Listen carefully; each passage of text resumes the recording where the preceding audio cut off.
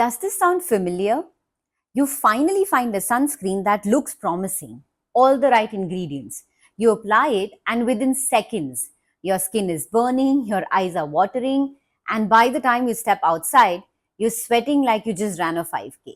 If you've ever wondered, is it just me or is it this sunscreen? It's not you, it's the formula. Today, I'll break down exactly why most sunscreens sting or make you sweat, what to avoid, what to look for instead, and hacks to make sunscreen actually wearable if you have sensitive skin. And by the end, you'll know exactly how to pick a sunscreen that feels calming, not punishing, and you will also know my everyday sunscreen hacks. Hi, I'm Vidhi, a natural skincare expert and co-founder of Folium Cottage.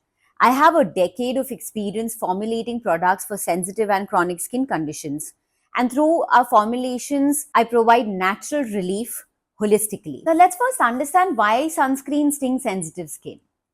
Most sensitive skin problems with sunscreen come from two primary interactions. Number one is barrier weakness. So your skin barrier is already compromised, especially if you're undergoing treatments for acne, psoriasis, eczema, or rosacea. So these UV filters penetrate deeper and sting. Number two is heat conversion. Chemical sunscreens absorb UV and turn it into heat. And on sensitive skin, this can feel like a burn. Few of the common reasons would be common irritants. So you have avobenzone, oxybenzone, these are very common irritants. Then you have additives that worsen the burn, which is denatured alcohol, synthetic fragrances. These are the ingredients that convert it into heat and cause burning and stinging sensation. Now let's understand why sunscreen makes you sweat. This is often not talked about enough. We have number one, occlusion effect. Heavy creams trap heat under your skin, and this way your body is trying to cool it down by sweating more. Number two is comedogenic bases. Ingredients like petroleum, isopropyl myrostate, or too much dimethicone, which is a type of silicone, can suffocate your skin. Number three is mismatch with climate.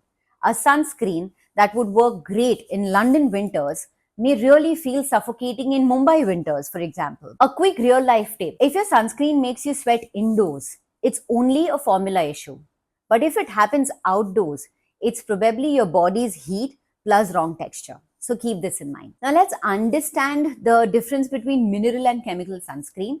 Internet usually just oversimplifies this as mineral good and chemical bad. But let's go deeper and understand. Mineral sunscreen that has titanium dioxide or zinc oxide, they sit on the surface, reflect and scatter light.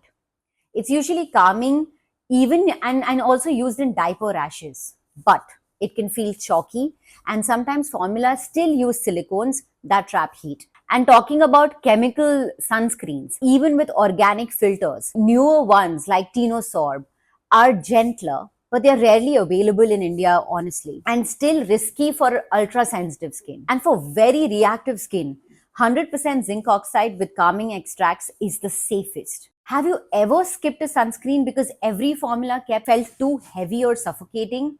Stick around and I'll show you how to make a sunscreen actually breathable. This gets me to section that talks about what to avoid in a sunscreen. I'm going to quickly list them out for you.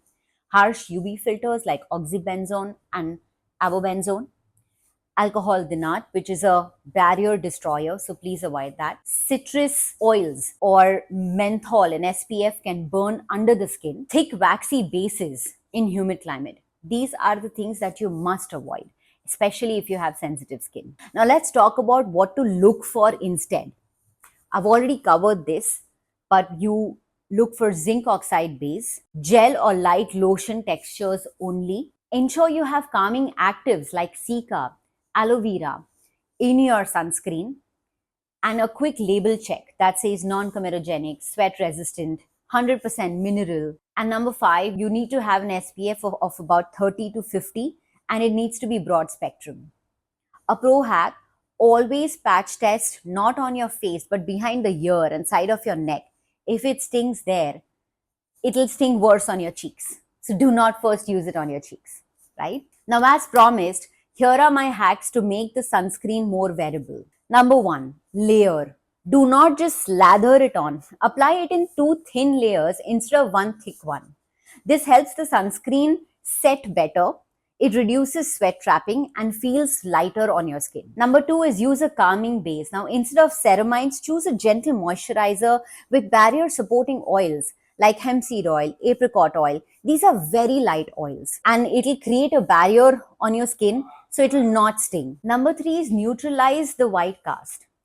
If your mineral sunscreen leaves a white cast, blend it patiently in smaller amounts. Another tip is apply it over slightly damp skin. You can use a toner or a mist and it spreads more evenly and reduces that chalky look. And number 4 is reapply smartly. Instead of piling on heavy layers, blot excess sweat or oil with the tissue and reapply your sunscreen with a thin layer. Again, if you have gel-based sunscreen, it is very, very easy to reapply and it does not even suffocate your skin. Number 5 is climate matching.